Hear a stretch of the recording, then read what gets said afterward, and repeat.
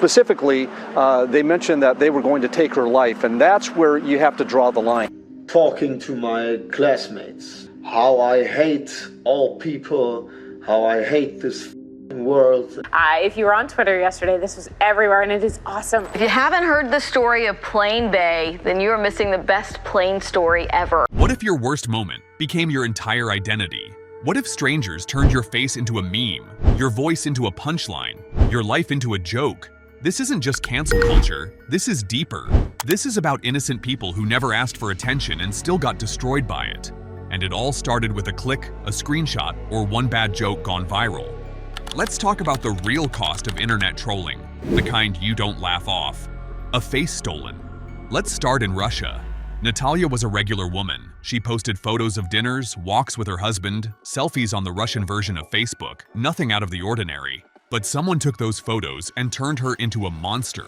They stole her face, gave her a fake name, Uma Compton, and made a fake Twitter account. At first, it was bizarre tweets, but then things got darker. Vulgar jokes, songs with offensive lyrics, fake music videos with Natalia's face edited in. People started following the Uma account, thinking she was bold and outrageous. She even gained fans. But Natalia didn't even know this was happening. She didn't use Twitter. She didn't speak English. She had no idea her photo was being used to build one of the internet's most hated characters. It wasn't until a reporter found a clue in one of the trolls' photos, a Russian street sign, that the truth came out. And when it did, it was already too late. Even though the fake account was deleted, screenshots and memes stayed. To this day, her face is still tied to that fake personality. Her chance at ever coming to America? Gone. And it all started with a stolen selfie. A simple mistake. Caitlin Upton was only 18 years old when her life changed forever. She had just won the title of Miss Teen South Carolina and was excited to compete in the Miss Teen USA pageant. It was a huge moment for her. She stood on stage, lights shining bright, cameras rolling, and millions of people watching from home. Then came the question. One of the judges asked her something about why many Americans couldn't find the United States on a map. Caitlin paused, took a breath, and tried to answer, but the words came out all wrong. She stumbled over her thoughts. Her answer didn't make sense. She was nervous, and her mind went blank. That small moment, just 20 seconds long, was all it took for the internet to turn on her. A clip of her answer was posted online, and it spread like wildfire. People made jokes, memes, and harsh comments. They laughed at her, called her dumb, and said horrible things like, "You should go die." Some even sent hateful letters to her home. It wasn't just online. Caitlin began losing friends. At parties, people would point and whisper. Some even mocked her out loud. She started feeling unsafe just walking around in public. The anxiety was constant. All of this happened not because she hurt anyone, not because she did something wrong, but because she was a teenager who got nervous and made a mistake on live TV. And the internet never let her forget it. Defending someone. Nicola Brooks was just being kind. She saw a teenager getting bullied online after being kicked off a TV show and posted a positive message in support.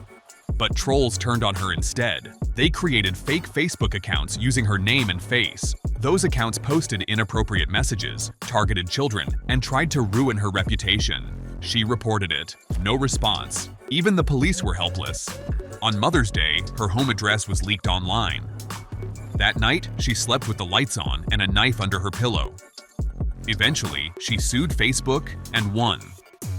But even when she discovered one of her trolls was a police officer, no charges were brought, all because she tried to stand up for someone.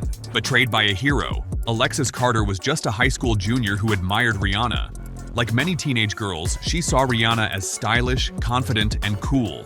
So when it was time for prom, Alexis decided she wanted to dress like her idol. She found a photo of Rihanna wearing a unique green jumpsuit with big wing-like sleeves. It looked bold, different, and beautiful. But there was one problem. The designer version was way too expensive. Alexis couldn't afford it.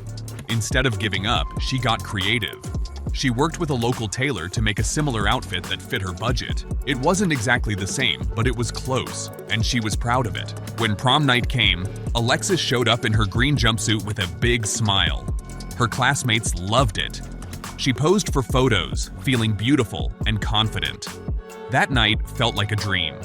But the next day, everything changed. She shared some prom pictures online, and suddenly, people on the internet started making fun of her. Trolls called her names and gave her a cruel nickname, Prom Bat. They made memes comparing her to a bat, mocking the sleeves of her outfit. It quickly went viral. Then came the moment that hurt her the most. Rihanna, the very person Alexis admired, saw one of the memes and reposted it on social media. But instead of showing support, Rihanna laughed along with the crowd. The person who inspired her joined the bullies. Alexis was crushed. She cried for days. She gathered all of her Rihanna CDs and posters and threw them away. The woman she looked up to had made her feel humiliated in front of the whole world. All she wanted was to feel special on prom night. But instead, the internet and her idol turned her joy into pain. A joke taken too far. Norman Kohanowski was a kid who loved comedy. He filmed a skit pretending to be a gamer having a meltdown. It was clearly fake, but someone posted it online with the title Angry German Kid. People thought it was real. News outlets even used it in documentaries to push anti-gaming narratives. They claimed he was mentally unstable. He was harassed at school. No one believed him when he said it was just a sketch. After years of bullying, Norman snapped. He threatened classmates during a school trip. He was arrested and sent to juvenile detention. He spent years recovering, from a fake meltdown to real-life trauma.